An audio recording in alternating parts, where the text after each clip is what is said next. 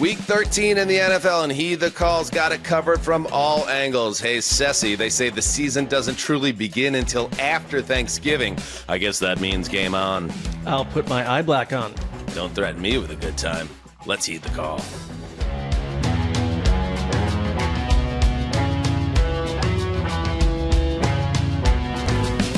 Hey-o! Welcome to Heed the Call, an NFL podcast. The Week 13 flagship program breaking down everything that happened on Sunday and Friday in the NFL. Dan Hanzus here with Marc Sessler, Conor Orr, Justin Graver on the ones and twos with additional analysis on this flagship program. And we're going to get to everything. As Bill Parcells said, not Bill Belichick. The season starts after Thanksgiving. We are after Thanksgiving, so it is time to get serious. We're going to get to all the games, as I said, but let's start with the last game that was played on Sunday. Sunday Night Football, an unexpected banger. Oh, Sunday night. The Denver Broncos have won relentlessly this season because of an overwhelming defense, gunning for the sack record, and an opportunistic and timely offense led by Bo Nix. You kind of got it all, with Nix leading the Broncos on an overtime touchdown drive. And then when the Commanders get the ball back in OT, and Mariota, I don't know. I'll let Collinsworth do that. I don't know how to do it. Took Washington down the field, scored a touchdown. They go for two. It wasn't a sack, but it was Nick Bonitto, the stud of Denver's pass rush, getting his arms up, knocking down what would have been most likely a game-winning two-point conversion for the Commanders. Instead, it is batted down. The celebration ensues, and the Broncos win their ninth in a row, 27-26. In a wild game in Landover. Mark, this is these primetime games. Sometimes you assume this is going to be a one-sided affair, but then sometimes you forget a couple things. The Denver Broncos always seem to play their opponents tight no matter what. And yeah, the Denver Broncos this season always find a way in the end. You're right. They play to the level of their competition, and for me, it's I don't know what kind of team or how to assess the Broncos on some level, because I think collectively we're not blown away by them, certainly not on offense, or quite feel like they're going to go mow their way through the AFC in the playoffs, but they're the second double-digit win team in the league, so they've proven something, and this was a battle, and it was unexpected, and I will say, because it's one game, and then I'll just throw it to someone else. It's one game where I came out of this kind of feeling something from Marcus Mariota. It was one of these, you could see it on his face at the end of this, after what the Broncos defense had done to him in a courageous effort. And he looks older than he used to. He's been in our lives for a while. It just felt like the kind of performance that kind of broke his heart, and it kind of crushed that stadium. And yet the Broncos prevail in a way that they often do. I don't know. It's hard to get on anybody after a game like this, because the Commanders played so far out of their shoes in this game and came back from 3rd and 25s, fourth down situations. And we'll get to the officiating, I'm sure. But I don't know if Dan Quinn would have a second chance at that overtime decision if he wouldn't have taken the ball, because you had the Broncos defense on the field for 18 straight plays. It's by far the strength of their team. It's how they win games. So keep them on the field. They're exhausted. And yes, you have to go through that same calculus with your own offense, but why wouldn't you want Nick Bonitto as tired as humanly possible? Keep running the ball, keep stretching that defense. And I thought giving them that break, that little bit of extra gas that they had, was the game changer and helped them win that at the goal line. Yeah, I mean, you can certainly look at it that way for sure. And on top of it, it backfires doubly, because they win the coin toss, what Conor's referring to start overtime.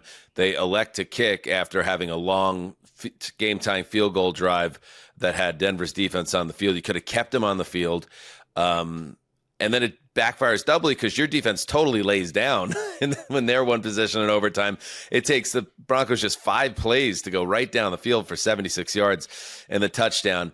And you saw it with even Sean Payton before the 2-point conversion. And I don't think anybody can get on Dan Quinn for going for 2 there. You're 3-8. You're thinking as head coach, why not? You're thinking, why not? And you're also thinking, because they don't think the way we think. He doesn't think his season's over. He's like, I need to win every game to get to 9 to have a chance at the playoffs. So a tie does me no good. So you had to do it. You had to go for it. You draw up a great play, and sometimes a great player just blows everything up, and that's what Benito did. And I think there's we texted a little bit about it as a group, that the Broncos, for all that they've done and the fact that they are, of course, the team of HTC, and what a great choice that was. There is something a little bit like wanting to them at times where it's like, oh, they're going to get away with it again. And you even like after they knock down the pass and they're celebrating at midfield, I'm like, part of me is like, oh, those lucky SOBs.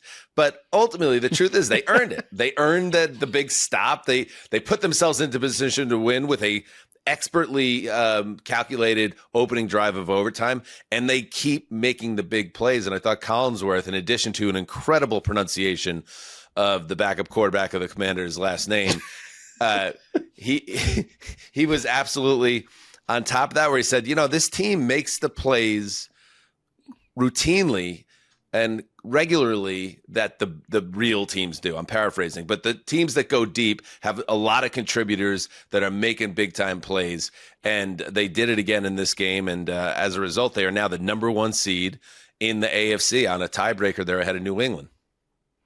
They don't feel like any number 1 seed this late in the season that I can recall, where it's like, I don't know. Again, I feel kind of like I need to unpack how I feel about this team. But they escape, and you don't have to win.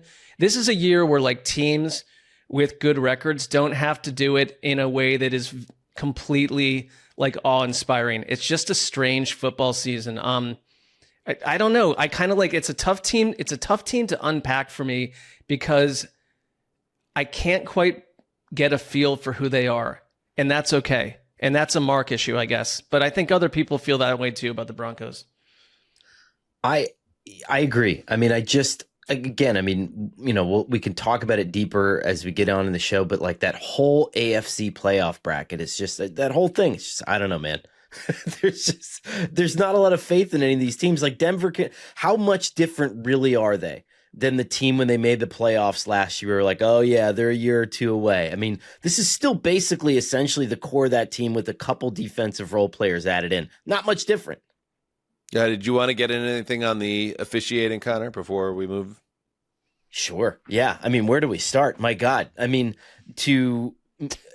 there were like 13 missed calls at the end of the game, like on the final 5 drives. And that officiating crew, Chris Collinsworth brought up Riley Moss not getting flagged for pass interference. And so they just decided to, in the final 6 minutes of the game, become the central focus of it, which is so despicable. And it's so annoying. I mean, they missed the tripping call.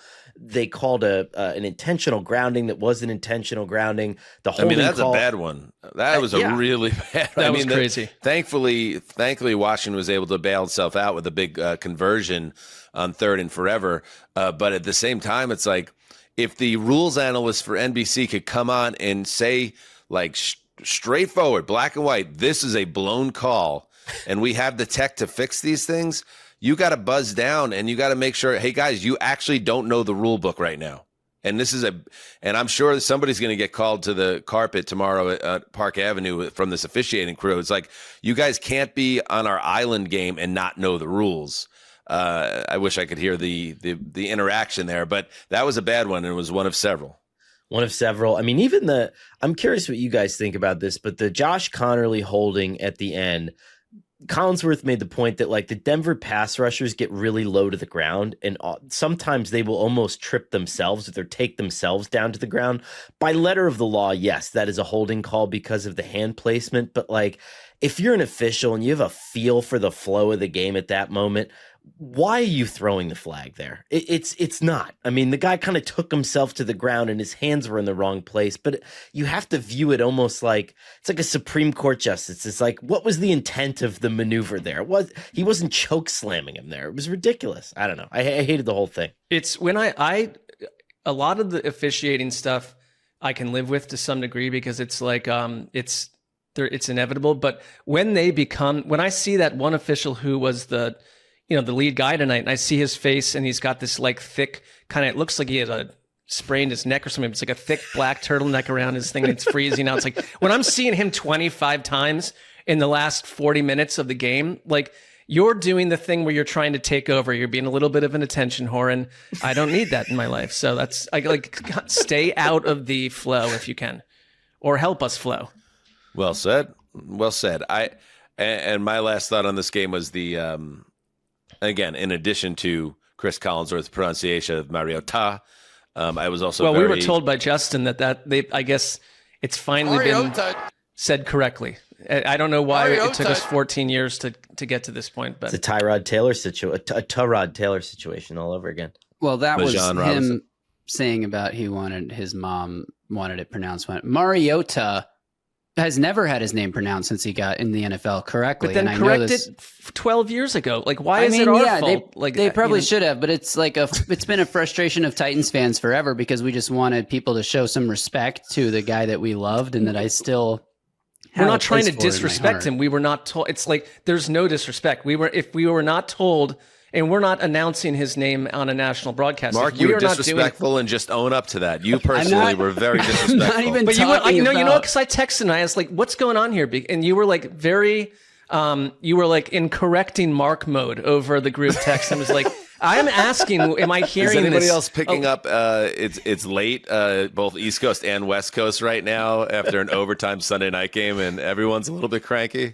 Yeah, I think that's possibly true. I was not trying to direct anything at you guys. I was directing it at TV broadcasters who should know how to pronounce the names of the players they're broadcasting. I'm picking up what you're putting down. Yeah, it is correct. So we shouldn't be deriding Collinsworth because he's actually doing what everyone else should have been doing for the last 12 years.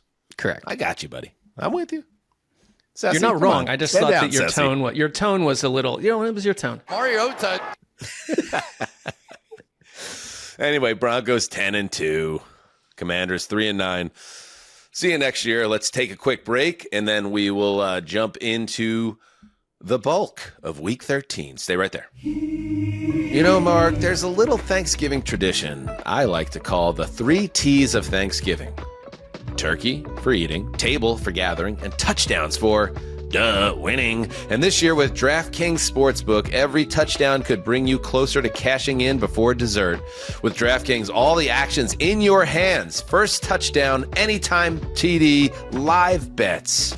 Every play, every snap, every game counts. And honestly, when the games get good, the bets get even better. Here's the kicker. If you're new to DraftKings, you can bet just $5, and if your bet wins, you'll get $200 in bonus bets instantly. That's a game changer for anyone who loves the thrill of the game. When the touchdowns happen, we feast. Download the DraftKings Sportsbook app and use code HTC. That's code HTC. Bet $5 and get $200 in bonus bets if your bet wins. In partnership with DraftKings, the crown is yours. Gambling problem? Call 1-800-GAMBLER. In New York, call 877-8-HOPE-NY or text HOPE-NY at 467-369. In Connecticut, help is available for problem gambling. Call 888-789-7777 or visit ccpg.org. Please play responsibly. On behalf of Boot Hill Casino and Resort in Kansas, 21 and over. Age and eligibility varies by jurisdiction. Void in Ontario. Bet must win to receive reward. Bonus bets expire 168 hours after issuance. For additional terms and responsible gaming resources, see dkng.co/audio. All right. Sunday Night Football in the rear view. We're going to get into all the Sunday games and also the Black Friday game. A lot of fun. Before we do that, before we start with the breakdown of everything, 2 things. Number 1, in case you missed it, I know last week, busy holiday week, maybe something fell through the cracks. Big news in our world. Merch, official Heed the Call merch is up. It's live. It's there for you right now. Go to heedthecallpodcast.com. And it is our first batch of items there for you. T-shirts, hoodies, pint glasses, coffee mugs. People are asking about other things. They're talking about different designs. They're talking about, we want a hat. We want this. We want Sessler's underpants. We're working on all that stuff for you, and we'll continue to roll out new merch. But if you want to get in on the ground floor for something we've been building up for and working on for months and months, really years and years, heedthecallpodcast.com, exclusive Heed the Call merch. And without further ado, before we get into our the rest of the games, Mark, what is the theme of the week for Week 13 in the NFL? My theme of the week is it's a 2-word theme. It's simple. It's exiting Candyland. Exiting Candyland. Okay. All right. Let's try to deduce this one, Conman. 40 to 50% of Mark's themes revolve around, strangely, my grandfather, or his, as long as I've known him, dream for as many teams to disappear as quickly as possible. I'm going to lean towards the latter on this one and go with that, like saying bye-bye to certain teams that shouldn't be taken seriously now that the season has begun. What do you think? When you brought that up, it made me think of an episode that we did together when I was out in LA and we were all at the NFL and we had to pick one thing to get rid of and for the summer, and then Mark's was just the entire American Football Conference, and I just that always stuck with me. And so you really did nail it. This has been going on for decades. He's just just to pare it down. Let's just cut it down. Get us down to like 6 teams. Yeah. You're not 6 to wrong. 16. Okay. You're not wrong. I think that's part and parcel, but I'm kind of hearkening back to your, as you mentioned earlier in the show, your defense of the legacy of Bill Parcells, that he's not some man that walked around saying he was a wizard or a man of wisdom, but he just simply was correct about things. And stuff feels real now. And you're either on the train or you're when the train's going down a track and there's a woman with a toddler in her arms, in a prairie waving at the train, or you're them. Or her, or the two of them. You're on the train or you're not. We're not here to pamper you anymore. You're part of this journey or you are not part of this journey. All right, well said. The theme of the week, we're exiting Candyland. So we're going to get into all of it. The season is now started. Happy opening day. Let's start with what went down in Pittsburgh. Yes, it really did feel like the late season version of the NFL as you cut to Acrisure Stadium. I think that's what it's called now. And it's cold and blustery and nobody looks comfortable. And Aaron Rodgers has a cast on his left hand, and you can just see him thinking, this would be much better if I was just laying on a chair in Malibu. That energy. That's where we are in the NFL season. And probably it would have been better if he would have done that at least on Sunday, because Josh Allen threw for a touchdown, ran for another. Joey Bosa had the play of the game, sacking Aaron Rodgers on the first play from scrimmage in the second half, which allowed Christian Benford to scoop the ball up for a game-changing 17-yard scoop and score. And the Bills continue to push the Steelers deeper into the distance, 26-7. So, Mark, and I know you were pretty high on the Bills. You must have been because you locked them. Congratulations. Big time. Good job by you. Key spot. This was a game that the Bills really had to earn because it didn't come easy, and yet the final score makes it seem like it did. I have been real hot and cold on the Bills in general in terms of what people's expectations are for them.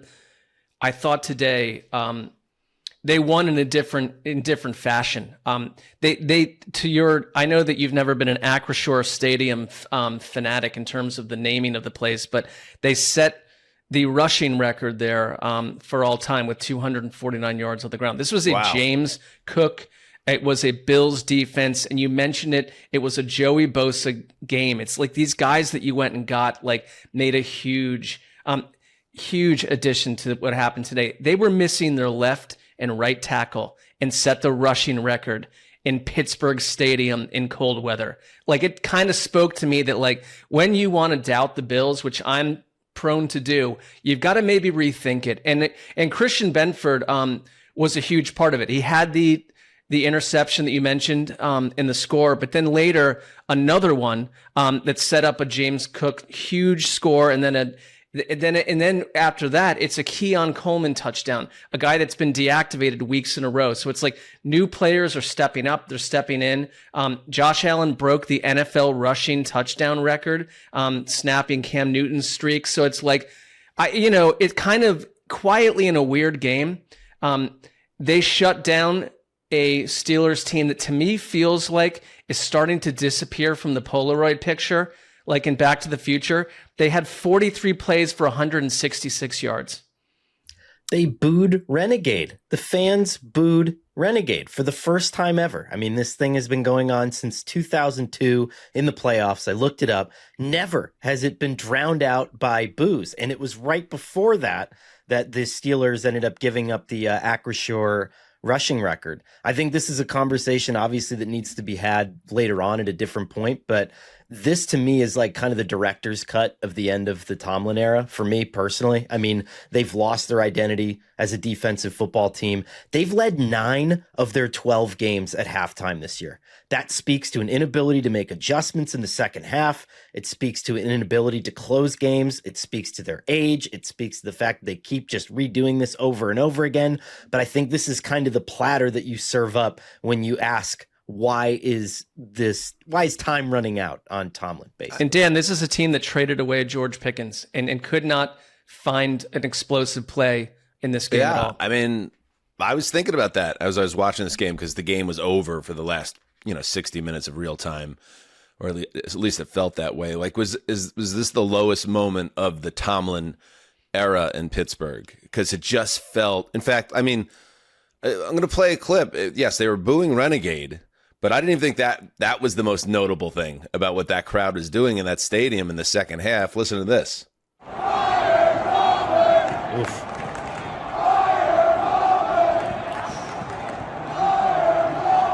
Yeah, I mean, that's a fire Tomlin chant. And if you know any Steelers fans in your life, most of us do, there has been a growing sense of frustration around Mike Tomlin the last couple of years.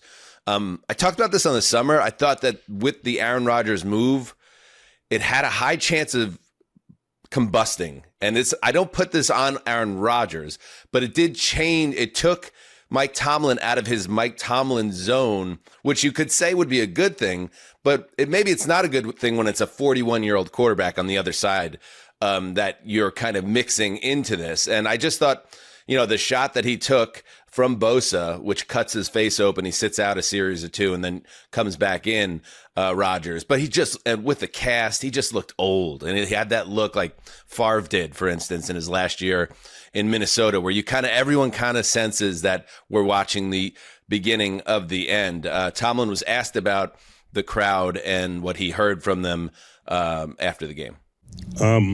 I know how restless and frustrated I was, and so I assume they were in the same state we were in. Man, I share their frustration tonight, man. We didn't do enough. And that's just the reality of it. Now, here's the other part of it, though. They're 6-6, but they're still right there with a chance to piece this back together and win the division. And you wonder if that's what it would take to save Mike Tomlin's job. It's a major subplot. But, on the other side, I really, before we move on, hit the Bills again on this because, like you said, without both tackles, without their tight end that did so much for their offense, without any real downfield passing options in difficult conditions against a great defensive line, or formerly great defensive line, I guess. But the way that they found a way to win. Now, it's a little troubling because no downfield element for this passing game at all, the Bills. But the fact that they could smash mouth it, and the Steelers, TJ Watt said after the game, Connor, that I'm paraphrasing here, but he's never really been involved in a game where the opposing team ran the same play so many times in a row and continued to have success. They couldn't stop it. And that just says a lot about both teams. I think it was closer to 2, and I will give Tony Romo credit for that. Like, I think he was the first one that flagged it. It was like 2 different variations of the same running play. And again, it speaks to a lack of adjustment. I mean, sometimes I think that's not smash mouth, and it's like, why aren't you moving people into the places where, whether it's that cut back to the outside that Cook was doing that they were having a lot of success with, like, why aren't you moving your defense around to stop it? Or do you have even the personnel to do it? So I don't know. I think that was a pretty stunning referendum on the Steelers for sure. And to your point, Dan, like the Bills had, both teams had problems completing passes to wide receivers, but the Bills had one completion in the first half to a wideout versus everyone else. Like James Cook stepped up, and so they found a way to do this. And it's like it's a much more concerning look at the Steelers than it is to the Bills. But you're right. Like it's going to be the Bills' problem down the stretch. But I think back to the last time we saw the Bills and Josh Allen was destroyed by the Houston Texans pass rush. And to lose two key players on your offensive line and get him out of here without being destroyed was a moment. I get that the Steelers defense is sort of, at this point, sort of a floating trash barge, but he was protected pretty well in this game. This was a huge win for Buffalo because they would have been kind of in the Detroit Lions space with a loss. Right. And I still have concerns about them. There are, for the reasons we just talked about, there are reasons to be like, man, if Allen doesn't have the right supporting cast and they're not able to have balance to this offense, that's going to go and get them eventually in a big spot. But at the same time, just they showed guts in this game. That was a big win. And we'll see what happens next for the Steelers, who go to Baltimore next Sunday with their season on tilt. And the Bills get the Bengals at home in Orchard Park. All right, let's now exit Sunday briefly and jump to Friday, where the Chicago Bears went to Philly once again looking to say, hey, guys, take us serious. We're for real. I don't know. I don't think they said it like that exactly. That's how they said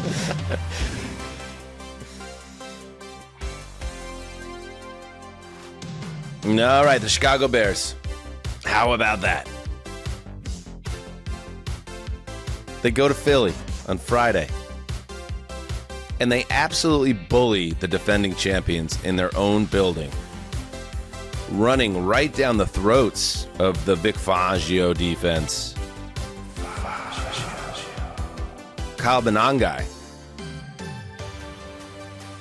130 yards and a touchdown. DeAndre Swift, 125 yards and a score. 281 yards on the ground.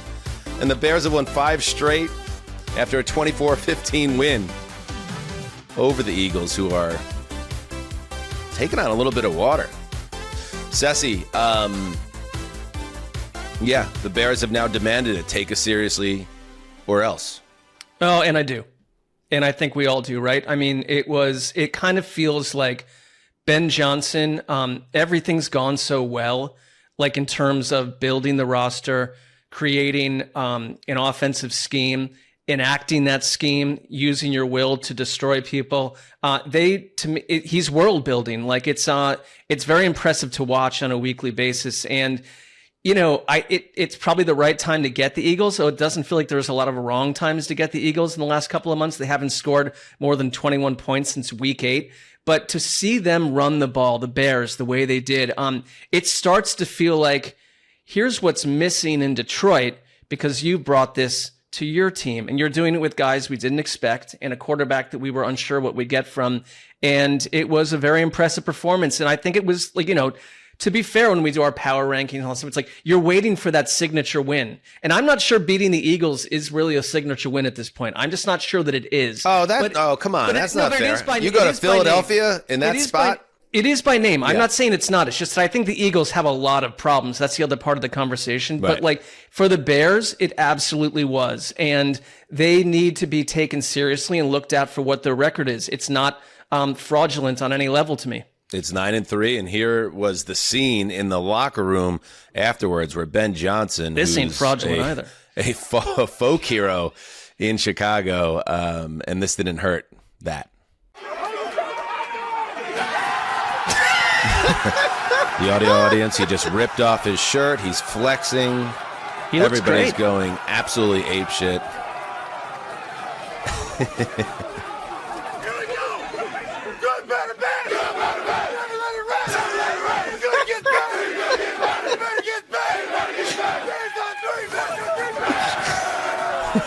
It's They amazing. love him. They love him. Connor, what's there to learn here? You do a lot of awesome research, and you're on the phone constantly, and you're always, kind of digging into what the upcoming coaching ranks are in the league, who's hot, who's not, and everyone in between. And Ben Johnson, gifted play caller out of Detroit. There were questions about if he had the temperament to handle this job, that type of spotlight in Chicago. And then you see a video like that, and then you look at their record, and it's like, okay, what did some people get wrong about Ben Johnson in retrospect?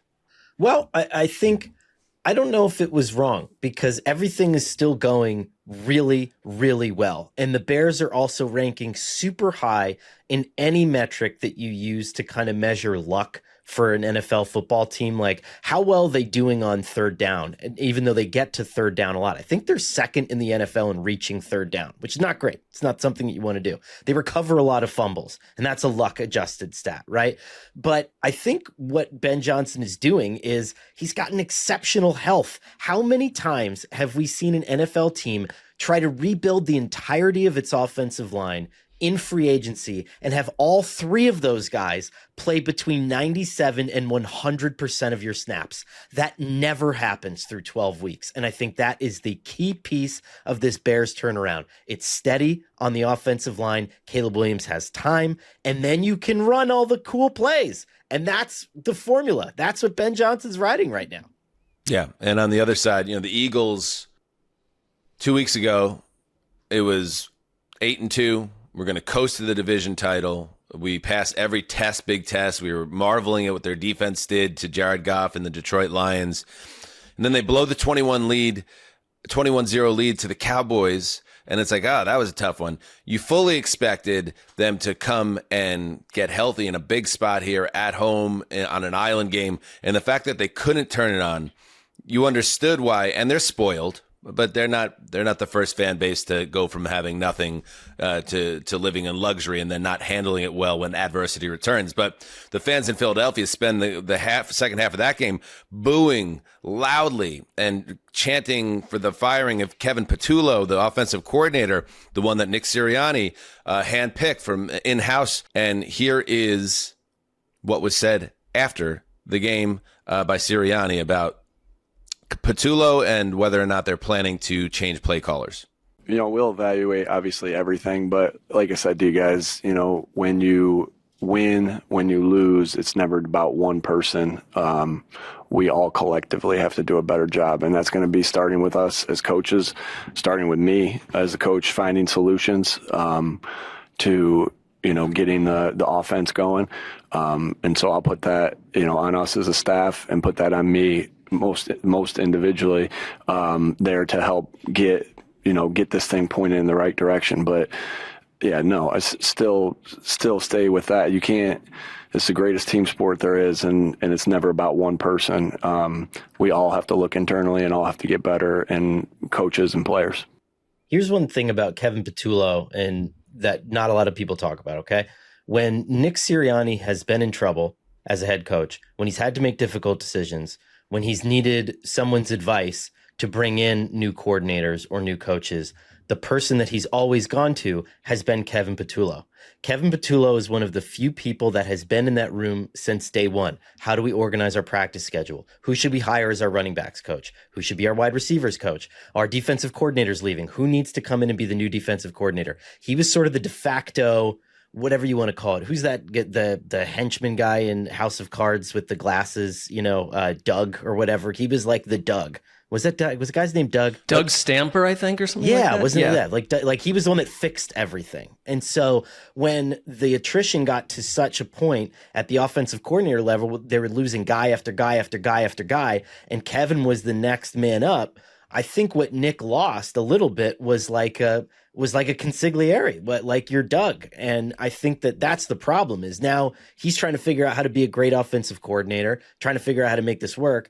And Nick is also trying to figure out how to make this work without the guy that he went to for all these problems. Yeah, but shouldn't Sirianni at this point, it's very clear it's not working. The offense is broken. And Sirianni comes from an offensive background, but he never actually called plays. I understand that, but it's like, I don't know, like not to go down the Sirianni wormhole, but like somebody needs to step up and leadership wise and change this up. Now, maybe that is just conversations behind the scenes and he continues to lean on his OC, but I don't know. It does feel like frustration is growing in and around that team, and there's been a lot of this conversation, like, is this team going to suffer the same fate as what happened to the 2023 team? We'll see. But things where they are right now, the vibes are not good. And the last time the vibes were not good, we saw a crater job that was off the charts that led to us putting Nick Sirianni on the hottest of seats going into 24 before they win the Super Bowl. We'll see. I mean, it's crazy. Again, it's a reminder how quickly things change in the NFL, that they went from a team that was getting by with, shades of dysfunction to being swallowed up by it as we reach December. Well, they've also gone through, from a play caller angle on both sides of the ball, as much transition as any team in the league, and continue to win. And I think, Connor, that's a really interesting point, that you kind of lose this guy who is it's not a big Dom situation, but it's like he's your dude to talk to and to bounce things off of. And it's not cliche, because changing the play caller can work. But what's more cliche than fans? And I'm not saying us or fans. I'm not pointing out just fans, but just change the play call. Any of us know what that actually means on a day-to-day basis and what that actually does or why that will work or not. They gave up 425 yards to the Bears offense. That was a bigger situation here. They were run over in a physical way that is not normal for the Eagles. That's what the Eagles did to people a year ago. But it is, to your point, Dan, there's a growing concern of where does this end? I'm not sure it's going to end without a playoff win and a loss. Saquon Barkley does nothing again in this game. Right. Yeah. Even the tush push fails, and what the Giants cracked a few weeks ago, which is send a guy around the edge and go ripping at the paws of the quarterback and rip the ball out. The referees blew the call against the Giants, but this time they let the play out, and it leads to a huge fumble on the tush push. It just seems like the walls have fallen in very quickly. It's a big test, and no one's been a bigger critic of Sirianni, thinking he is built up and puffed up by what's around him, than me. And so if you're looking for an answer, or if you want to stick it to me, let's see how the Eagles close the season, because this is going to be a real test for that whole coaching staff, and Sirianni obviously is at the front of the line. Anything else on this game before we move on? They did help A.J. Brown get out of his grumpy little world a little bit. He had a productive... Who cares? I'm just saying that's one little problem they solved, at least for a day. Solved for a day, yeah. It doesn't. What do they have? 250 yards of offense in this game? Yes, he's not going to bitch this week, but we did literally nothing else. Well, that's fair. I'm just saying, it's they kind of quieted him, just zip it. All right, let's move on. Let's take a break, and when we get back, we jump back into Sunday. Stay right there. All right, we are back, and we're back to Sunday, and we're going to talk about one of the biggest, if not the biggest, upset of the NFL season based on what people think is going to happen in the desert.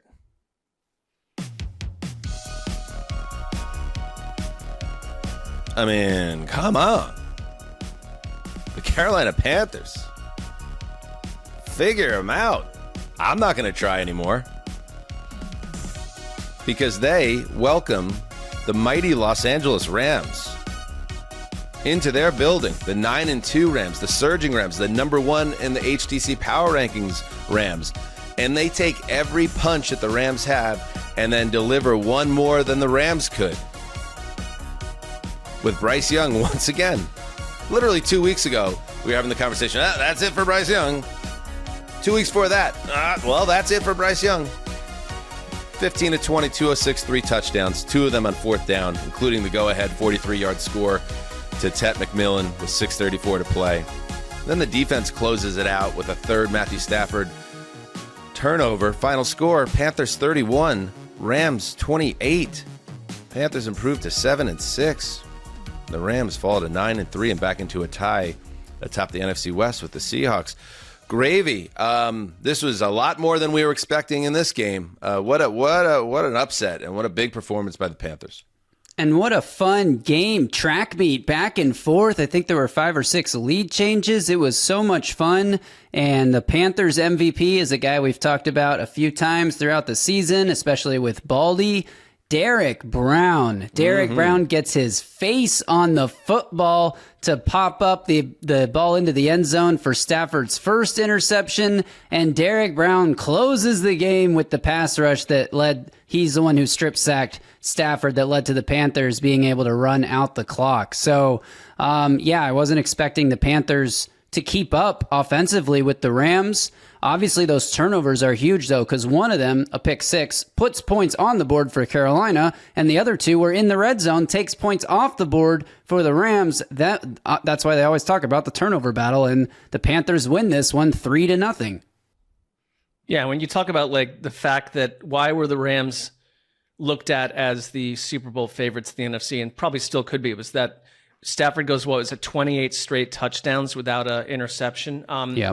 Anyone doing that is going to put your team into an incredible place and in a place of security. And that all fell apart today. I was watching this, and the announcers were crowing about that actual stat. And then like on the next play, Stafford throws the first pick, and there's a pick six in this, and there is pressure on Stafford. And it's not that he didn't play well, but I think you could say like, Ejiro Evero knows the McVay offense as well. They pointed that out, that he spent a lot of time with McVay. And if there's a little bit of a strategic edge, or if you know the quarterback, if you know the players, like it can contribute to an upset. This is also the Panthers, the most unpredictable team in football. I am done trying to predict what they're going to do or what they're going to be on a week-to-week basis, because it's completely bizarro. It's a big game for Dave Canales, the head coach. This is what he had to say after the game about what he said to hhis team before the game. You know, we have seen the Rams' best football, and they've been playing amazing. And I said, no one's seen our best yet. And while they still made yards and they still did things, our best football is still out there in front of us, and that's our goal, is to find it. Bryce Young this was the best defense in the NFL. This is the hardest pass rush to figure out in the NFL. Bryce Young was perfect against the blitz today.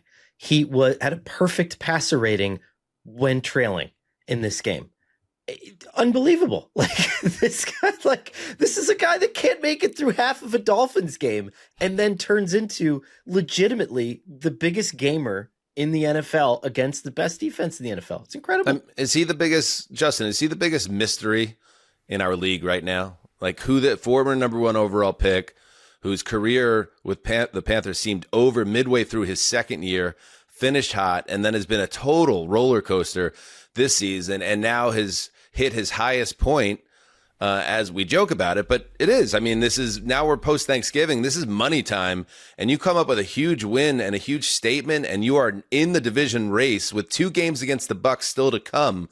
Like when we do the power rankings, like when we talk about the Twilight Zone, stick a team at 13 and forget about them because you can't figure them out. I'm telling you, I'm slotting the Panthers right there because I don't know what to make of them or the quarterback. And that'd be a 7-spot jump for them from where they were heading into this week. And it might be totally deserved. Yeah, Bryce Young, to top off the roller coaster conversation, he is now the youngest player in NFL history with 11 game-winning drives. So he reached 11 game-winning drives at the youngest point of any quarterback. The next closest player, Josh Allen, by like 30-something days. And the next one is Peyton Manning. So he's in that conversation. One future Hall of Famer, one guy already in the Hall. And on the other side of the ball... Can you remember like even like 8 of those, or how many of those 11 game-winning drives can anyone even recall? I remember some of those wins down the stretch that got everybody excited again were of the exciting shootout variety. Yeah. But yeah, to your point, like they've kind of done a lot of this in the shadows because like last year they were out of contention while he was getting his groove back. But now they're doing it when it really matters. Let's hear from some Rams. For instance, so Jared Verse was one of a couple Rams that after the game said something along the lines of like, we didn't quite come into this game where we needed to be headspace-wise. Sean McVay, though, shut that down. Didn't think that we weren't not ready to go. Didn't think we took this group lightly. You know, I don't believe that for a second. You know, this is the NFL. This is too difficult. They did a great job making plays, and they made plays, you know. I'm very like unsettled by like modern Sean McVay sound bites. Unsettle me. Like if you hook me up to like one of those like EKGs, you would see like spiking in my heart rate, and like if you have like the pulsators on the side of my temples, it's like, oh, anxiety's building because Sean McVay is speaking in a very, hey, you know, I thought we were ready for this, and I'm not too upset about it. We'll be ready to go. Oh! It's intense. Stats are for losers. I don't know. Go ahead, guys. While I recover from that. The Rams were not awful in this game either. I mean, they had like over 7 yards per play. They went 4 of 6 in the red zone. They put up 28 points. Devontae Adams had 2 more touchdowns. Kyron Williams leaves the game banged up with an ankle injury. He did return, but while he was out, Blake Corum was running wild and free, got in the end zone, broke off a 34-yard run on a play where Jordan Whittington just body bagged a linebacker. Like, the Rams were moving the ball. But the turnovers were the difference, and they couldn't stop the Panthers' run game. The Panthers were consistently in 3rd and short. They were running the ball. Led by who? This just when you couldn't get any more confused by the Panthers. Yes. Who was running the ball with great authority in this game? Chuba Hubbard was the man today. The absolute man. Just when your mind exploded because Rico Dowdle became O.J. Simpson, the old O.J. Simpson, then he kind of disappears and becomes the Cowboys' Rico Dowdle. And now here's Chuba Hubbard back again, delivering a big performance in this game. 17 for 83 on the ground, 2 for 41 and a touchdown through the air. This team makes no sense. They gave Hubbard 18 carries, and I think Rico had 17. I wonder if that's a change. If that's going to be, if things will look a little different in terms of timeshare. And guess what? Like I mentioned, they get the Bucs twice. Mm-hmm. They get the Saints next week, so it's all set up for them. Now, here's the thing, Justin. They might lay an egg next week. We need to be ready for Tyler Shuck to throw for 360 and 4 tutties, like I did against the kids on Thanksgiving. Like, we have to be ready for that. But at the same time, maybe they found it. Maybe this is who they are now. They were on a 3-game winning streak earlier this year before the win-loss pattern started, so maybe they find that again. And something they did find is Jalen Coker. The Cokeheads last year were super excited about him. Yeah. He only had 4 catches in this game. I think all of them were for first downs, except for the one that went for a touchdown on 4th down. He was Bryce Young's go-to guy, and he was great in this game, and really what allowed Bryce to be so good, I think. I mean, not to take anything away from him, but it was that incredible run effort, because it wasn't like they averaged a ton of yards per carry, but they were just like constantly 3 yards, 4 yards, 5 yards, 3 yards, 5 yards. And it was hard for Los Angeles to even possess the ball, let alone get off the field. I'll let other people be worried about the Rams, by the way. Yeah, I'm not worried about the Rams. I mean, you don't turn it over 3 times and you run the Panthers out of the... You could put up 40 if you didn't turn it over 3 times in the red zone. So, all right, let's head back to the AFC, where we had a huge division showdown in Justin's AFC South.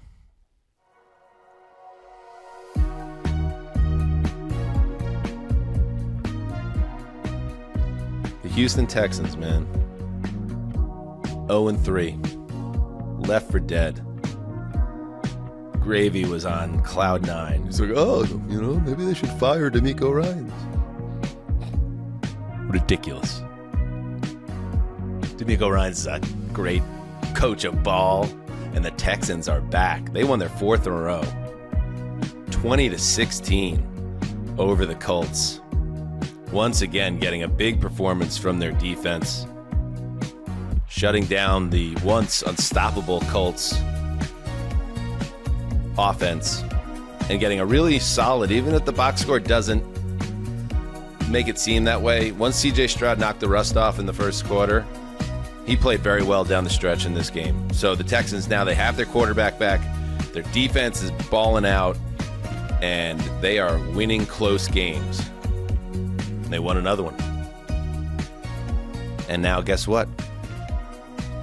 They are just 1 game behind the Indianapolis Colts. Can you believe that? It happens quickly in our league. So, yes, credit the Texans, and then the questions about the Colts are only going to build because Sauce Gardner goes out of this game with what looked to be, and this is good news, it looked like a torn Achilles to the web doctors out there initially, but it's a calf strain. They think he could be back in a few weeks, and that's good. But still, the Colts have a lot of problems as the Texans surge. It's like if you look at the Texans, my one thing about them, because we've not been enamored with their offense. So that's a work in progress, but they've got something special. And to Connor's point about the AFC sort of being like a roving nightmare, it's like something special might win you multiple playoff games, and their defense is special. And the Colts, to me, feel like a team heading in the wrong direction. I think, Dan, you texted us. I wrote this down. Colts vibes not great. RN right now. If you're a younger person, that's how you write right now. But like, that's true. It just feels. And also, Daniel Jones is back in a world where he's not fully healthy. Obviously. Yeah, that was the other big takeaway I had watching this game was that, a report comes out that he's got a fibula injury. That's like lower leg that is actually has a crack. He has like a break in the bone. And it's obviously you could watch it in this game. It limited his mobility throughout the game. And when you're facing the Houston Texans, that's a terrible matchup because outside of maybe the Denver Broncos, nobody's getting after you more. He was pressured on 64% of his dropbacks, according to ESPN research. And whenever he was under duress, he could not evade. He couldn't pick up those yards and scramble like he was doing earlier in the season. He was 2 for 11 under pressure, 1.3 yards per attempt, con man, on those attempts, the second lowest of his career. He didn't want to talk about it. He wouldn't even confirm that he has an injury after the game, Jones. He's trying to sweep it under the rug, but the results spoke volumes in this game. And it was Houston not just sending pressure, but maybe sometimes even just getting there with 4 guys, and then they had enough to take away Jones's first or second reads. Like Al-Shaair was really good before. I know he got banged up in this game, but early on, especially just being there and getting in those passing lanes. And it just goes back to what Daniel Jones showed as a Giants quarterback, which is when you muddy the picture to a certain point and then you take away his legs, and I guess this is true of most quarterbacks, he becomes super ineffective. And this is just kind of the worst case scenario for him right now. I want to talk about a sequence in the game that was, if I didn't talk about it, Colts fans would be furious. But this game is tied 13-13 early in the fourth quarter, and it's a 3rd and 15 that the Texans are facing. The play clock ticks down to 0. And I mean 0-0, like the 0 where there's another beat, another second, because they'll let you typically get it off even after 0. But this one lasted longer than that. They let the play go. It's an incomplete pass, but they throw a flag as well, the officials, a bad flag, a phantom DPI. So they call pass interference. They blow the play clock call, even though the referee, Clay Martin, told the pool reporter afterwards that it kind of fell within where I guess the judgment call was. But no. That had told. So it should have been a shutdown play. They let the play go. Then they blow the DPI call, set them up 1st down and 10 deep in Colts territory. The Colts go in for a touchdown. And then to top it off, the hat trick of dysfunction for the officiating, Kayemi Fairbairn steps up. He pushes the kick wide right to the naked eye. It looks wide right. The announcers call it wide right. They call it good. And that becomes a huge situation because instead of being 19-13, as it should have been, that ball was not good. It's 20-13. The Colts kick a field goal to make it 20-16. And then they have a chance. If it was 19-16, like it should have been, they could have tied the game late, but they couldn't. So they had to go for it. They fail on 4th down, game over. Just very, very messy operation by the officiating that played a big role in the win for the Texans. You described that really well. It's almost as if, why are humans doing this? Or why are accountants who work half the year as accountants and lift weights to look hot on the field in a striped jersey? Why are they doing this versus just like tech? that especially when they bring in the rules analyst and he's like, well, when the ball goes over the upright, it is no longer challengeable. It's like, what the are you talking about? Right. What are you talking about? What kind of, you think you tell us that? And then it's like, oh, okay. All right. Well, that makes sense. No. And I know they've already extended the uprights about 5 or 10 years ago because kickers got more powerful and all that shit to be able to help you with that. We need to do something else because that was a huge, huge play in the game. I'll also add, because now the other side is going to say the Colts were the benefit of another phantom DPI in the first half that led to a touchdown for them. But anyway, I don't want to get bogged down in all this stuff. But yes, the Colts offense has lost its mojo. It's lost its way. And with Jones beat up, the Texans look like the best team on the field. And, with all due respect to the Jaguars, who we'll get to, I think the best team in the division. After the game, Tony Dungy said that the NFL was in crisis and that someone needed to stop all these bad PI calls. And I just want to say, like, do you have any idea how bad things need to be when Tony Dungy, who is like the nicest person on planet Earth and never has a bad thing to say about the NFL, says that there's an officiating crisis? I'm just like, we have reached the looking glass. Yeah, we'll get to that NBC pregame show a little bit later. I mean, there's a lot going on over there. I mean, every day, like, I sit down on Sunday nights after a long day of games. It's like, why is Jason Garrett, like, talking at me for 60 straight minutes? It's like, he's in every segment. Jason Garrett. And why was he talking to me for 3.5 hours on I can tell you why. over the holiday weekend? Because Collinsworth was like, I ain't doing this shit. Send Tirico and whoever the fuck. That's called having juice, Mark. Oh, yeah. In a couple of years, maybe we'll have it and we'll disappear for certain recaps and things of that nature. Right, you know? but that doesn't mean that I'll produce Jason Garrett for the listening audience. Like, I'll be kinder. All right, anything else on this game, boys? We want to hear from somebody? Let's hear from somebody. Let's hear from Shane Steichen about his team in crisis. You lose these tight games. Sometimes you win the tight games, but when you lose the tight games, it's frustrating. Slow down. You're like, shoot, we could have had that. We could have this. Did you speed this up, Justin? Back, it's 3 or 4 plays when you lose the tight ones. No. Micro machines. So we got to find a way to get those 3 or 4 plays when it is a tight game like that. Easy. If you slow him down to like 3/4 me out speed, too. yeah, Yeah. If you slow him down to like 0.75 on YouTube, he is indistinguishable from Jimmy Stewart in It's a Wonderful Life, the Christmas movie. And it is one of the most mind-blowing things that you could do with your free time. The Texans have won 4 straight, all 4 one-score games. Maybe something's happening down in Houston. All right, let's move to Tampa, where the Bucs were looking to get off the mat with their quarterback on. Oh, hey now. Who locked it up? I did, baby. So you're and that's a telling me- sweep 4-0 for Heed the Call. And with the added challenge of we had to pick a road team, did we get 4 underdogs too? 3 Bills were favored. I think we had 3 underdogs. Oh, way to go, Mark. Way to play it safe, Cess Dog. Oh, did I not hit you know this what? with Because no one. Who did you pick 2 weeks ago? No one remembers. Like, just keep rolling, baby. That was a daring pick. You go into Pittsburgh. That took guts. Connor locked the on your Bears, by the way. ass, Connor. What was that? Connor locked the Bears, by the way. Did you?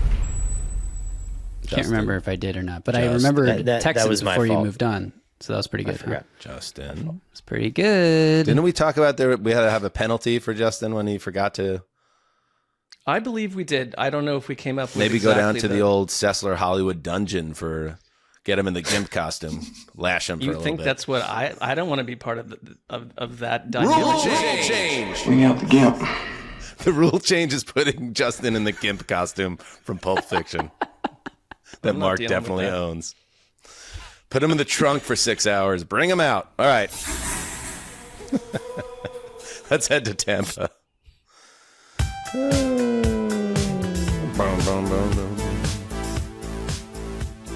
Sounds just like that Stevie Nicks song. If you know, you know. The Bucs got Baker Mayfield on the field. Bad wing and all. And that makes a big difference.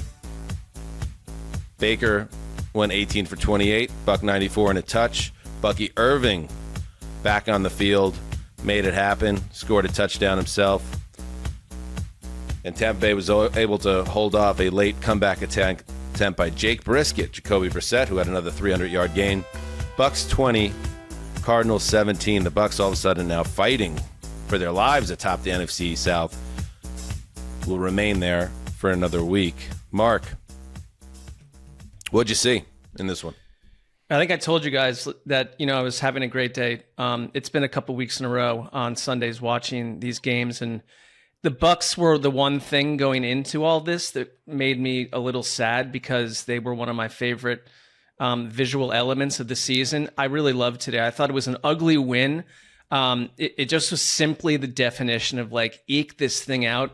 But I wanted to see how Baker Mayfield looked physically because we've all talked about it. When he had a non-throwing shoulder injury a couple of years ago, it ended his career in Cleveland. I thought he looked good, man. He made a couple like great throws. He ran. He wasn't afraid to run the ball.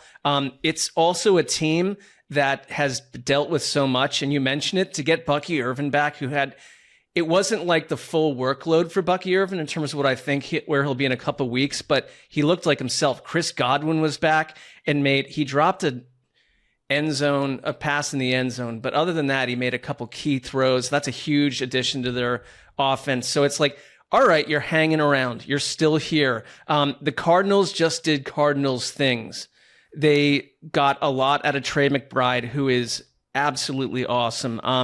There was a Michael Wilson, who we've talked about week after week.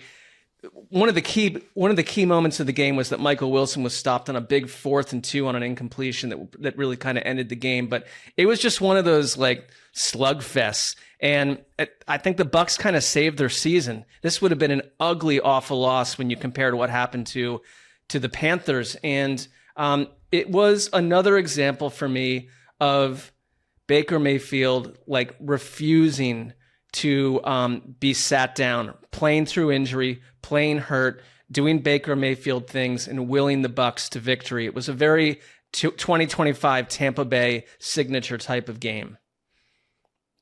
Yeah, and if you look at it now, Godwin had been back, but he's starting to look more like Chris Godwin now. You get Bucky Irvin back. Mike Evans and Jalen McMillan, we don't know what their future is, but their 21-day practice windows are opening soon. So they're getting closer to healthy, and maybe with one of the easier schedules in the league, they can settle this down even as the division starts to tighten up. I mean, but it's good to hear what you said about Baker still looking like Baker, because I think that was one of the things that was so frustrating about when he had the same injury with Cleveland, when he clearly wasn't himself, and their dumb front office couldn't see that was the reason why that was happening. Maybe this was a less serious injury compared to that one, but an important win for the Bucs, especially with what's happening right now with the Panthers. It was, and they had one. We have some sound on this, but Tristan Wirfs had the classic big man touchdown, and Baker spoke about it after the game. Nice. We'll throw it to them. I think he was more nervous. He hadn't really been bugging it. If it was Luke would have been begging for it. Very different individuals there. But yeah, he did a great job. I couldn't see where Buda Baker was on the backside, so kind of had to put a little mustard on it. But he's a good athlete, made the good catch. And am I crazy, Connor, or is every single Cardinals game exactly the same now? Like for the last 6 weeks, they're going to get a big statistical performance from the quarterback in place of Kyler Murray. They're going to get exactly 7 catches for 88 yards and a touchdown from the star tight end. And they're going to get close to winning, but don't win every game just about. It's Groundhog Day. Right down to, I think it was the same down and distance on the 4th down that the game ended on for the Cardinals. So it was very right. It's like when Truman starts, the satellite thing falls out of the sky and he starts to look around and starts to piece it together in Truman Show. I wonder at what point they're going to start doing the same thing. Cardinals fans, this feels like a simulation at this point. They outgain every game. They outgain their opponent, and it doesn't matter. They outgained the Bucs by over 100 yards in this game, Sessy, and it didn't matter. Well, and Jacoby Brissett, who is he's sort of the same quarterback every game too, but he had one throw, a touchdown throw to Bam Knight, where he did something with his arm that was just really unusual and incredible, and unfurled it in a way that was not a lot of quarterbacks are doing that on a weekly basis. So you're absolutely right. I mentioned Trey McBride, they've got these parts and these pieces, and it's just not equating to wins. And because we keep watching the same game, we're saying the same exact thing every. There's nothing else to say about them because it is the same thing. Man, there are a lot of pieces on this team. What's missing here? Maybe it's the coaching. It's can we? This is a team we need to. We got to get to Sugarland. What is it? Candyland. Well, exiting Candyland, we're going to keep them in Candyland. Put them in the express lane to Candyland. And let's change the identity of that squad while keeping some of the core players. All right, let's take a break, and we will be back with more of the Sunday football schedule. All right, we are back. Oh, baby. The New York Jets. Don't count out those New York Jets. It's a weird year. Who knows? Anything can happen to the Meadowlands. Count them out from what? I mean, I think there's some things we can count them out from, but sure. To the Meadowlands. Yes, the Jets are not good. And I don't know if the coach is good either. But they do play hard. They do play hard for Aaron Glenn. And you saw that again against the Atlanta Falcons, who came into the Meadowlands, had a 7-point lead on the Jets after a fourth quarter touchdown. But the Jets fight back. Tyrod Taylor continues to play I'll tell you this, is just like a straight fan.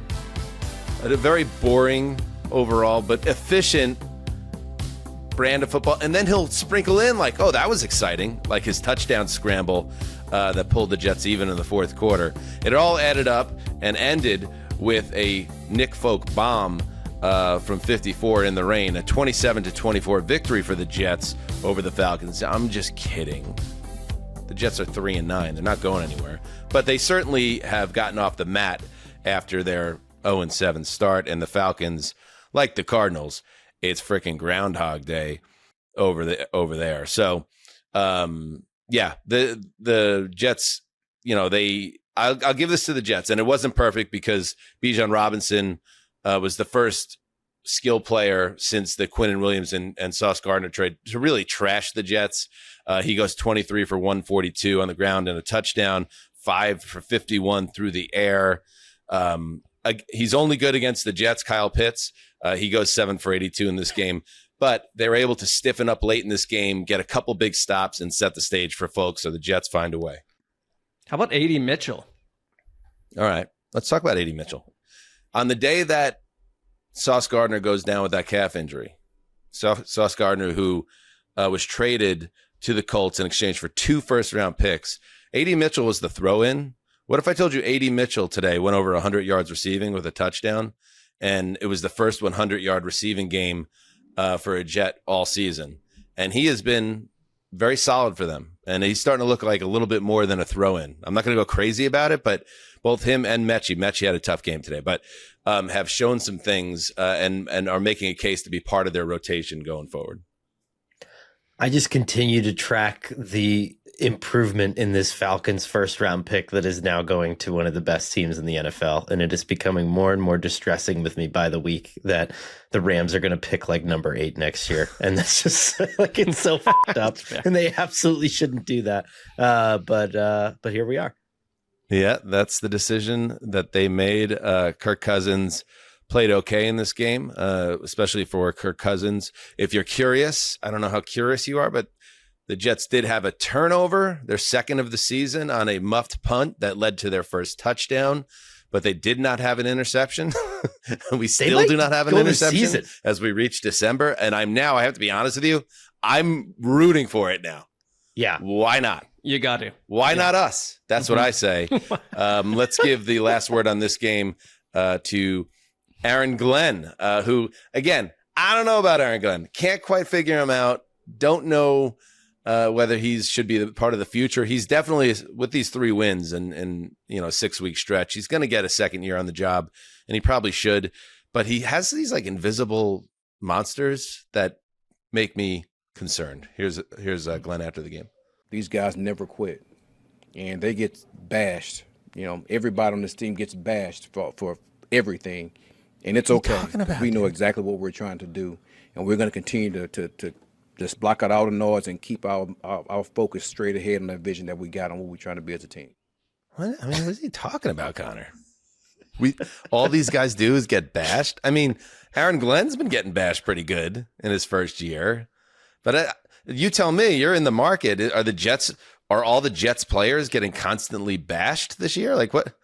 No. I wish he would just like tune out the background noise, because the job being the coach of the fucking New York Jets is hard enough to have all that noise turned up so loud. And I think that's one of the first things he needs to work on when he does his own self-reflection report card at the end of the year.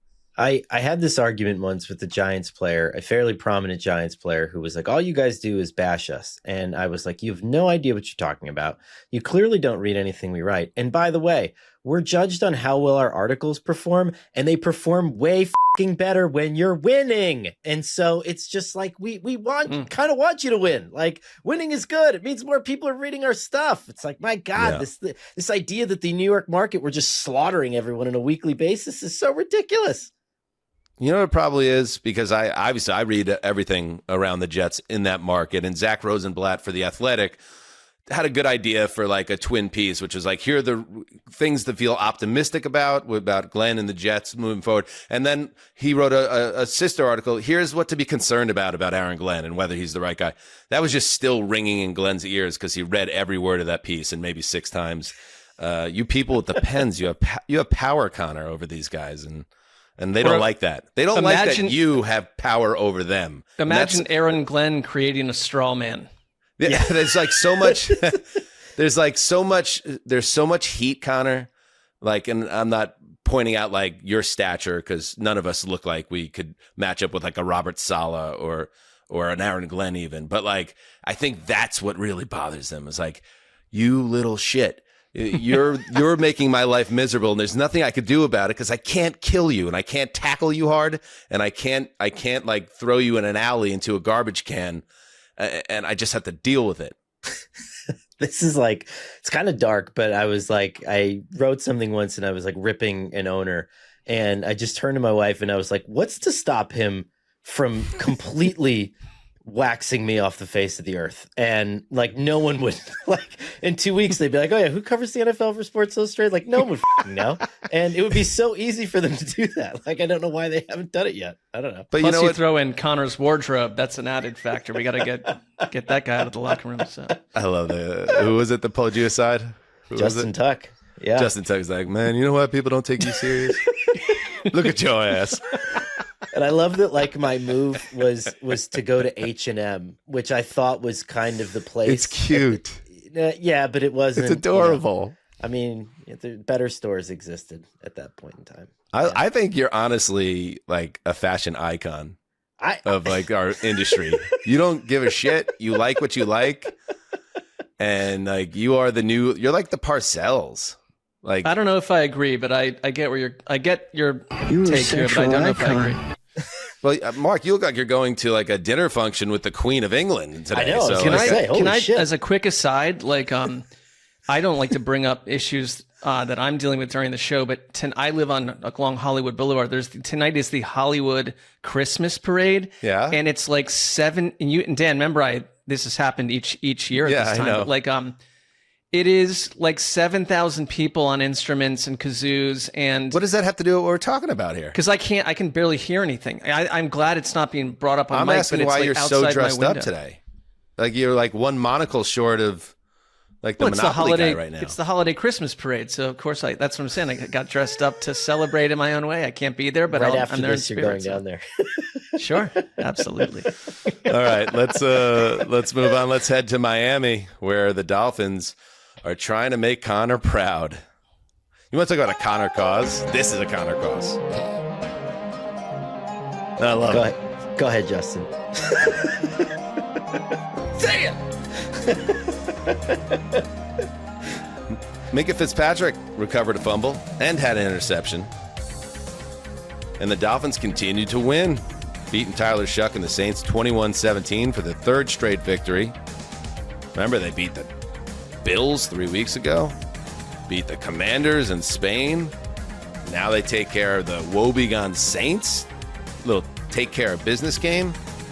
And their playoff hopes, while faint, are alive, just as Connor had promised.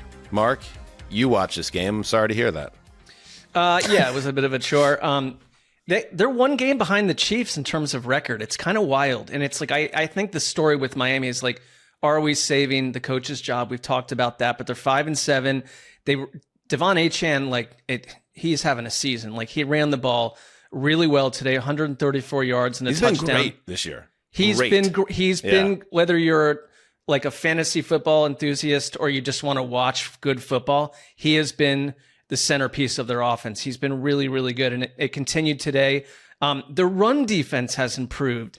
It's like those two things have changed what they are right now. And it was another game that ended like with their defense making a stop on Tyler Shuck, like on a 4th and 1, and they stopped him on a sneak to end the game. And it was a test. It was another. I watched 2 very ugly games today, but this was another moment for the Dolphins where you're hanging around record-wise, and it wasn't anything special. I think just the defense, which was absolutely, from a DVOA, EPA angle, like one of the worst in the league, has made plays in the last couple of weeks. And I get that that's not happening against the 89 Niners, with today's Saints, but they got the job done, and they fended off an incredible performance by Charlie Smith, the Irish kicker signed during the week by the Saints, who had an incredible, an incredible 56-yard field goal, then a converted onside kick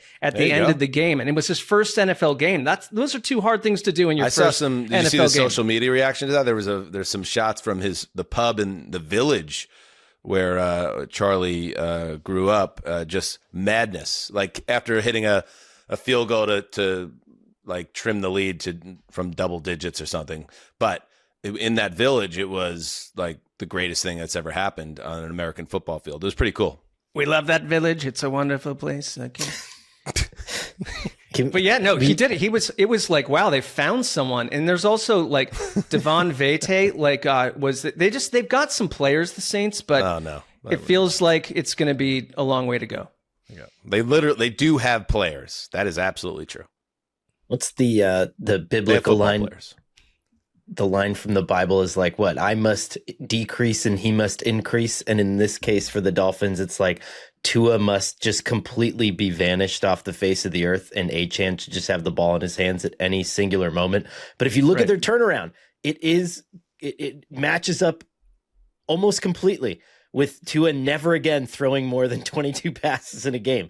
Like he used to have like 32, 40, 36, 34, 32 attempts in a game. And now he just doesn't drop back and throw the ball anymore. The ball is in Achane's hands 20 plus times a game. It is the formula, and it's what Mike McDaniel's riding to the finish. I respect him for doing that. Anything else from this one, Mark? Well, you mentioned like the Minkah Fitzpatrick performance. Like we don't see this, but it was a 2-point conversion attempt by the Saints with like 1 minute and 17 seconds left. And Fitzpatrick picks it off and runs the distance. Like, I don't know. I love seeing stuff like that. It was kind of wild. I mean, it also it completely ended the Saints' hopes to some degree, but he's been good there. Like he's done a nice job, but I don't know. Keep going, Dolphins. No, keep going. No. Yeah. We do not need the Dolphins anywhere near the playoff picture. Yeah. No, we don't. But can we have honest conversations here? We're in a world with like 12 berserkers, and they're a berserker. Let's see. Who would we want in the playoffs? You want Josh the Bengals. Allen, okay. Joe Burrow, or Tua Tagovailoa? I'm not picking any of those guys, but right now we have Daniel Jones. Okay, we have CJ Stroud. Like we have there's uninteresting quarterbacks are everywhere.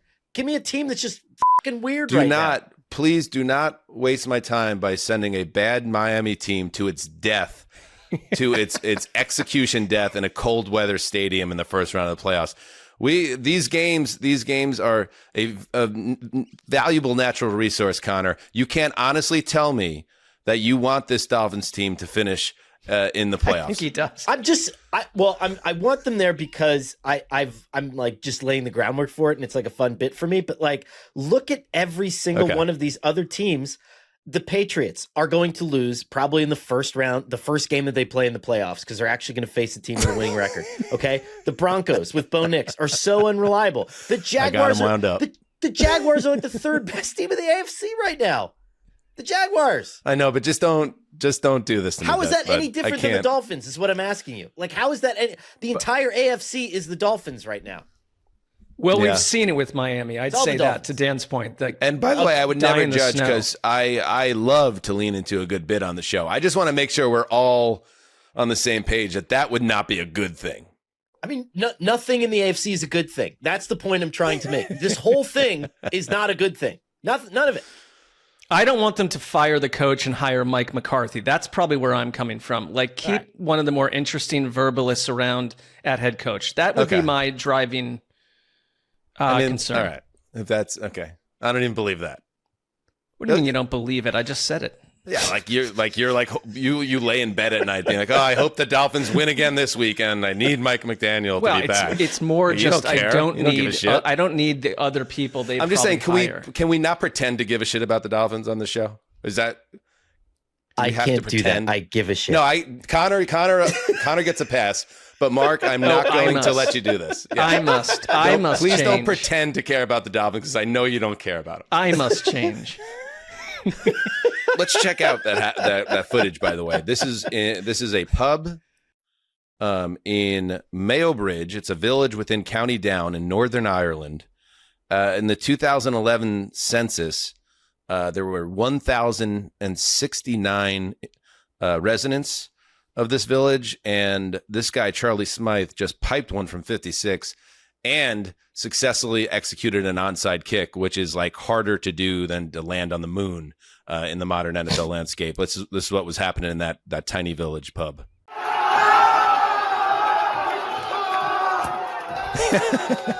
love it. By the way, this was oh, here it is. That was a kick with 6:10 to play in the fourth quarter, and the Saints down 19-8. You gotta love it. Shout out to all our Irish and Northern Ireland. Well, it's Ireland and Northern Ireland. Shout out to everybody. They don't do pubs in the dark out there. That's what I like too. It's like you turn the lights on and you drink in the daytime. Absolutely. All right, let's move on. Oh, what a bloodbath in Seattle. My goodness. Holy sh!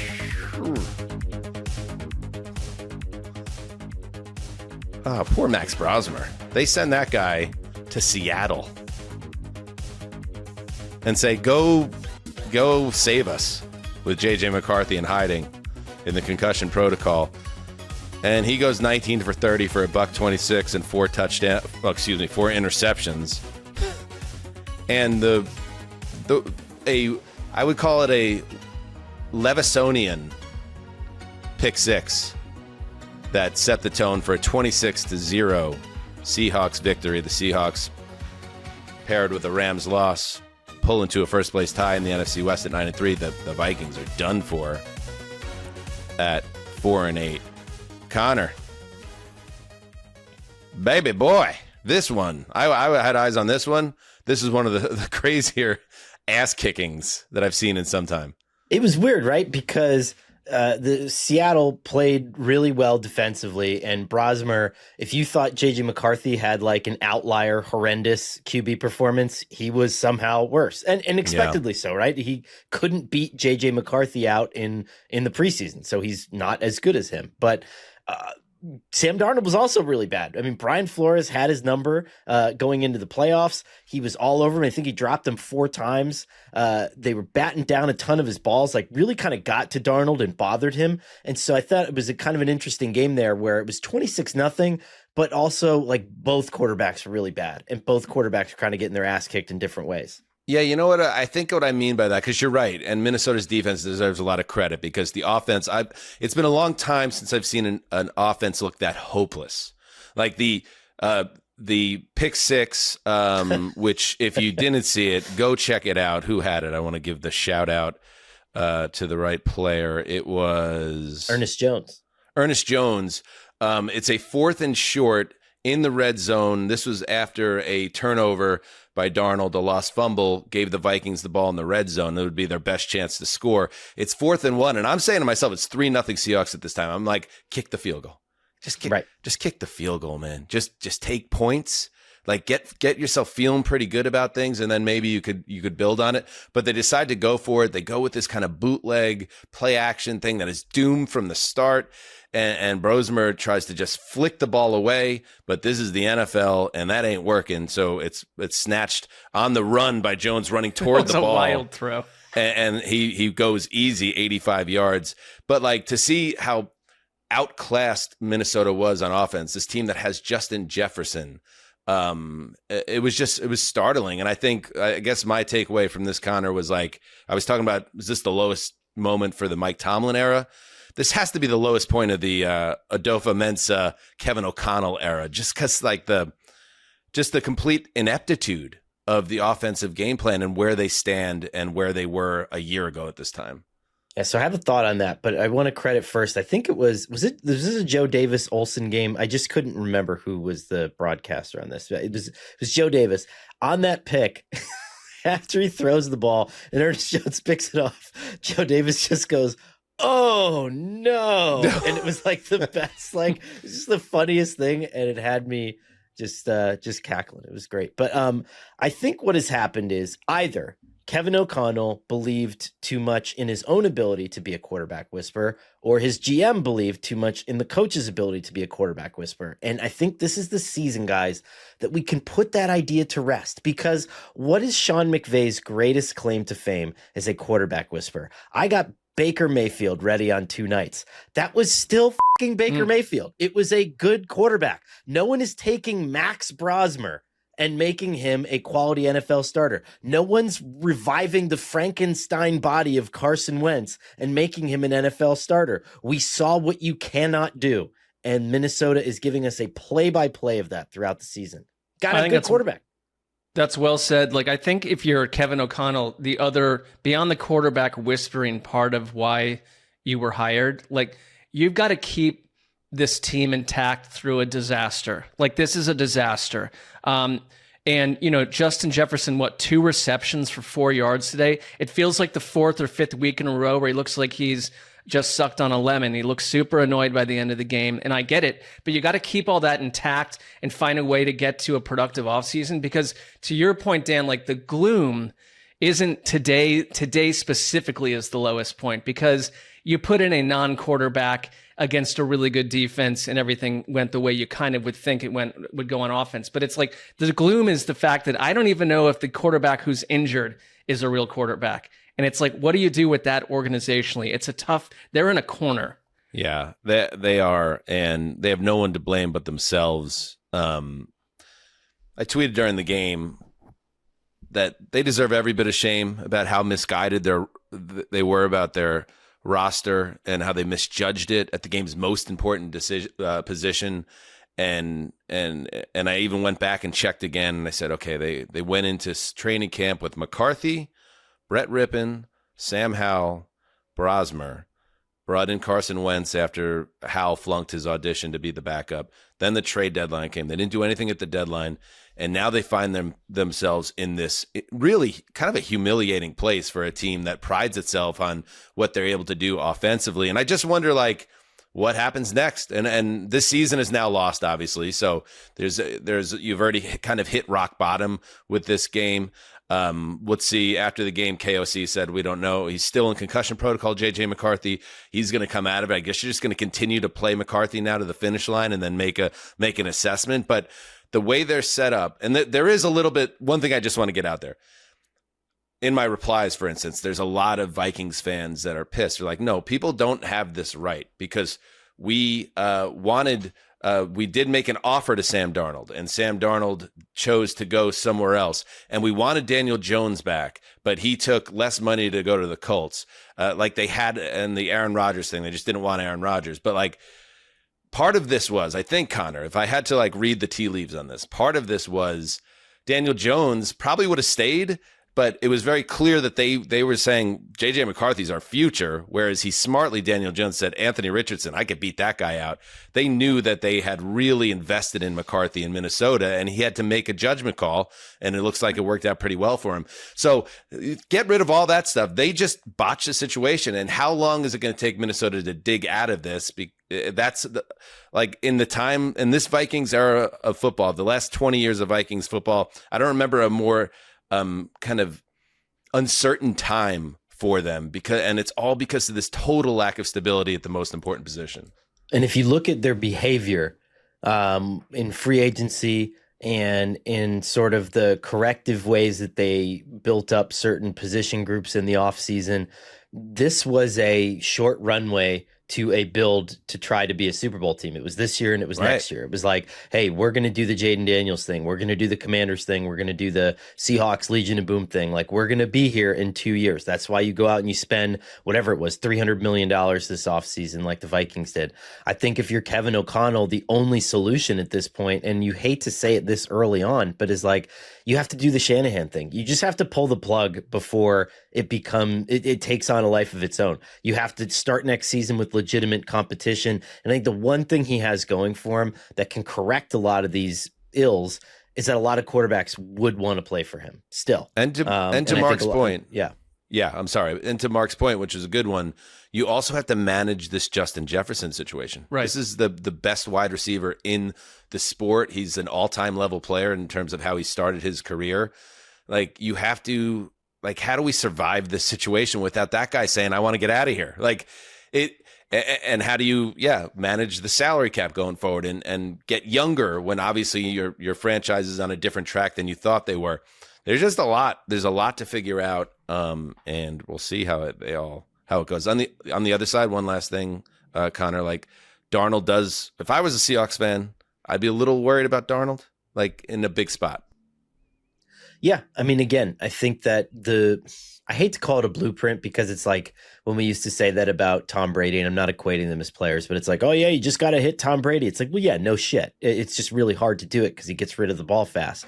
With Darnold, the way that their offense works, it's a little easier to get to him. And I think that we've seen a couple different avenues where teams can find success cutting some of those early reads, the quick game stuff, and then bringing some of those organic pressures that we've seen over the last few weeks, especially. So yeah, I'm a little bit worried. There's a lot of tape on Darnold now that doesn't look awesome. All right, let's take a break and we'll finish out the Sunday slate. All right, we are back. Let's head to Nashville. Things are looking good for that number 1 overall pick, Gravy. I don't know. I'm trying to stay positive. And for the Jaguars, they're like, all right, you guys finally admitted about the Chicago Bears. How about us? Trevor Lawrence threw for 229 yards, 2 touchdowns. The Jaguars jogged past the Tennessee Titans 25-3 Sunday. 3rd straight victory. With the win, the Jags strengthening their hold on a playoff spot, and they're atop the AFC South just like that with 2 games left against the Colts, who are tied. They're both 8-4 in the division. All right, Justin. The Jaguars, should we be taking them seriously? I know that's hard. It's when you're going against a 1-11 team, you don't never want to make too many judgments. But what are you seeing from the Jaguars right now that would have Jags fans optimistic? I mean, I was about to say I wasn't that impressed with them. I think the Titans are just really, really, really bad. And I was actually disappointed with, I thought Jacksonville was going to come into this game the way they've been playing recently and run it down Tennessee's throat. And they struggled to run the ball today. It didn't matter. ETN 12 for 28, Tootin 8 for 17. They did not have space. ETN's longest run 6 yards. Titans run defense stepped up. However, Trevor Lawrence was pretty good today, and he was not that great the last 2 games. I've been talking about it. He was good today. He had 2 touchdowns by halftime. The Jags had a back-to-back possession situation where the Titans fumbled the kickoff on the what would have been their second possession. So you blink in this game and Jacksonville's up 15-3 because there was a penalty on the point after try, and it led to an easy, shorter 2-point conversion. So Jacksonville goes up really early, and from 15-3, they sort of put it in cruise control. They didn't really have to score much more. They did obviously score 10 more points, but yeah, I mean, this was a game where the Titans offense just couldn't get out of their own way. It was either a sack or a penalty or a missed throw. Cam Ward, I think, took a step back from his excellent game last week and looked a lot more like a rookie in a terrible environment today. He made enough mistakes of his own. But without Trayvon Walker on the field, Josh Hines-Allen was a wrecking machine, and that was good to see if you're Jacksonville, because those 2 guys did a lot of great work together, and even without Walker, Hines-Allen was still a dominant force. It does seem like if you're a Jaguars fan, the Jacoby Myers trade has fit. It works. I think he was a better player than advertised with the Raiders, and he works here. And Liam Cohen, this offense since the week 8, since their bye in week 8, is averaging more than 30 points per game. So why did you bring him there? And that's all happening without the conversation around Trevor Lawrence not being completely what we'd want. Like, he's obviously sort of like maybe a B- versus like an A- quarterback. And I don't know, it's like they're the next team that you said, Dan, like the Bears, where it's like, I don't know if they need to have a kind of win for me to buy into them, like a certain type of victory. It's like, I'm sold on this, versus the fact that the entire conference is a little middle of the road. I'm with you on that one. And the good news for Trevor Lawrence also in this game, coming off another one of his up and down performances where he had 4 turnovers, no interceptions in this game. First time he didn't throw an interception in a game since October 19th. Let's go to Cleveland. Another Who fun wouldn't place. want to? Another fun place to watch a home game. No, not really. Hey, Myles Garrett got a sack. That's good. Give the sack record its dignity. I'm going to get my sack back. He's got 19 now with 5 to play. But otherwise, this was a game about the San Francisco 49ers, who get a 2-touchdown day from Brock Purdy, who also overcame his turnover woes of a week earlier. He had a scramble on that toe, surgically repaired toe. Did he get surgery? I don't know. It was a banged up toe. He did the Dougie afterwards. I didn't know the Dougie was still a thing. Teach me how to Dougie? That was like a thing from the aughts. Surprises me. But he did. People liked it. And the 49ers cruised to a 26-8 win over Shadur Sanders and the Cleveland Browns. Connor, what happened in this one that we should care about? Well, do we care about Shadur Sanders or not? Go ahead. His second start in the NFL. So he has I think it's 80% of the Browns' throws of 30 plus yards, and one of them was a touchdown to Harold Fannin today. I think a little less measured. I thought he was able to do a little bit more within this offense, but by the time, again, it's like they're taking the ball out of his hands in critical situations. I think it was something like 10-8, and then they had the Harold Fannin QB sneak. They had Fannin in to basically run like a version of the tush push. Then there's a fumble, and then it's just 20 unanswered points for the 49ers, and you never kind of hear from this offense again. So it's kind of an incomplete for Sanders, but there were some good moments in this game. Oh, some overthrows, some kind of crazy, still drifting a lot, but some good moments. He's all right. I would ask you from the Brock Purdy coming off a bad game last week. And the last time he went to Cleveland, which was a couple of years ago, it was windy, bad weather, I believe raining, and it kind of revealed him to be not that type of weather quarterback. It was I think there were 50-mile-per-hour winds today in Cleveland. Purdy, what did you see from him? Because I thought he at least looked clean in terms of the box score. Yeah, I mean, he looked all right, and he didn't take any of the killer sacks. And the 49ers defense is on such a heater right now that, and I know it's crazy to say it, but we said it about Jalen Hurts earlier in the season. We can say it about Aaron Rodgers earlier in the season. When your defense is playing that well, it's almost just take yourself out of it. Don't turn the ball over, extend drives. What they've given up 17 points over the last 2 weeks. And so I think it's one of those things where he's doing just enough. And he's not letting the wind, he's not letting the weather, he's not letting Myles Garrett lose the game for them. And I think that's kind of all you can ask for out of Brock Purdy at this point. Great quote from George Kittle afterwards that I think encapsulates where the 49ers have been this season and where they could be going down the stretch. Let's listen in. Looking from the outside in, if people would have said, hey, you guys are going to be 9-4 going into the bye and you're not going to have Fred Warner or Nick Bosa and Kittle's going to miss the first 5 weeks and Brock's going to miss 6-7 games, I think a lot of people would have laughed at everybody. And, kudos to our coaching staff, Coach Shanahan, Lynch for bringing in the right guys to fill in those spots, developing players, to take advantage of those situations. How about Cleveland Farrell, just coming back? It's fantastic. I think we're set up really well. Connor, I think that's well said, and something we've kind of been banging on throughout this year, how San Francisco's overcome adversity. 3 more dubs until we get that over 11.5 action that we called at the beginning of the season. Very excited about that. Use the royal we, but you're talking about me, right? You're talking about yourself. Is that? I have a habit of doing that. Yeah. Okay. Humility. That's we good. also the only other thing from this game, Dan, is we did have like quote of the year. Like, and I do think that calling someone a hoe is gaining steam again in big like time. the cultural lexicon. Like, have you noticed that too? There's like I have it's happening. I had the a same lot. thought. Yeah, it's happening. I thought it's a way to really. I want to say it's. Well, let's listen to the sound clip, because this is Shelby Harris on Juwan Jennings. Now, you remember Juwan Jennings is the same wide receiver that got punched in the nuts by who was it? The Panthers. Who was it? Trayvon Moehrig of the Panthers punched him in the nuts late in the game last week, got Moehrig suspended, and now Juwan Jennings is in the crosshairs of another opponent, this time Shelby Harris. He's a hoe, and I want that known. Like, I see why he got punched in the nuts, because that's he says some things that you should not say to another man ever, but like, I don't respect it, because you say that, then run behind your O-line. That's some real soft shit, and I want that known. I see exactly why they punched you in the nuts. I'm surprised nobody punched him in the jaw yet.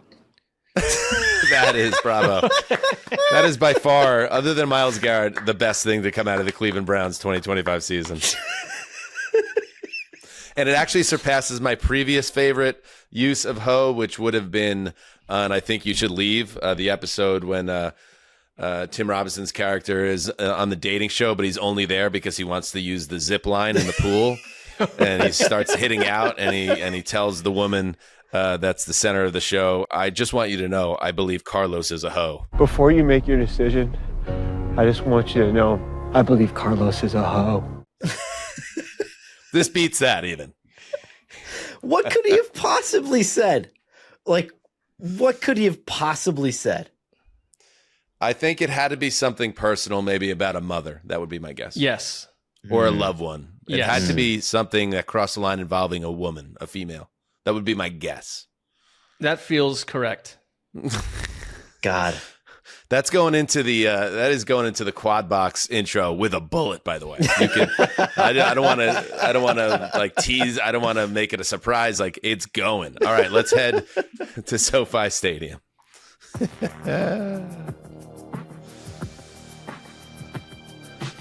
The Chargers taking care of business. Another take care of business game. Justin Herbert throws 2 touchdown passes despite suffering a hand injury that we learned after the game is a break in the hand. I guess the front of the non-throwing hand. He's going to get surgery, and it remains to be seen if he'll miss a game. So he could get surgery and still play the next Chargers game, which seems crazy to me, but they seem to think that's possible. He's a tough dude. He suffered the injury on the first offensive series and then came back, and they win 31-14 over the absolutely dog shit Las Vegas Raiders. There's not a worse team in football right now. I really think that the Titans could whip up on the Raiders and anybody else right now. They're not competitive, and they even tried to hang around in this game, and nobody could take it seriously because they are 2-10 for a reason. So yeah, keep an eye on the Justin Herbert. That's obviously the big headline coming out of this game. The other thing I just want to mention about this game, the rookie goes out, the rookie running back goes out, Omari Hampton, with a long-term injury. I think he's getting close to returning, or he should be at this point, but Kamani Vidal has been such a revelation for the Chargers. He had a 59-yard scoring run in this game. He gave them a career-high 126 yards. And like the 49ers, Mark, I feel like the Chargers deserve credit. A team that's battled a lot of injuries. The running back is one, but you lose both your all-pro tackles. It's been all around it, and now even Herbert is dealing with a potentially significant injury, and they find a way. They're 8-4 and in the thick of it in the AFC. Yeah, it's a question we've had about them every week. Post tackle injuries, like, can they look like the team they were built to be? And I thought today was a good example of whoever's in there.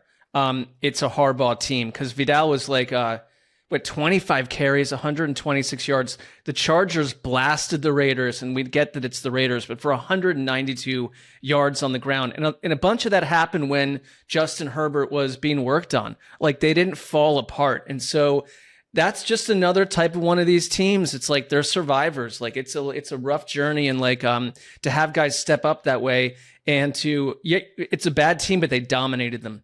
And I'm with you. I don't know what having surgery, even on your the glove that Herbert was wearing was like this crazy ass giant like white. Yeah, it was almost like I wouldn't say it was oven mitt thick, but you could tell it had some real like. It looked like kitchenware. Yeah. So I'm with you. Like it left me a little concerned. Yeah, like and it did make a difference for him, especially in the first half when he returned.